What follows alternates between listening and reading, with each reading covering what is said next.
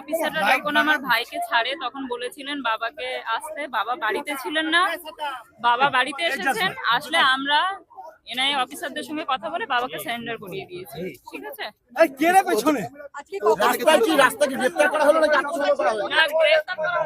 উনি নিজেই সারেন্ডার করেছে, গ্রেফতার করা হয়নি। আমরা আইটিসি হোটেলের সামনে থেকে নিউ টাউনের যে ব্রিজ তো সেখানে চিংড়িহাটা থেকে বলা হয়েছে তো, চিংড়িহাটা থেকে আপনাদের ফ্যামিলির সদস্যরা ছিল সেখানে। বলছে বাইকে পালাচ্ছিল।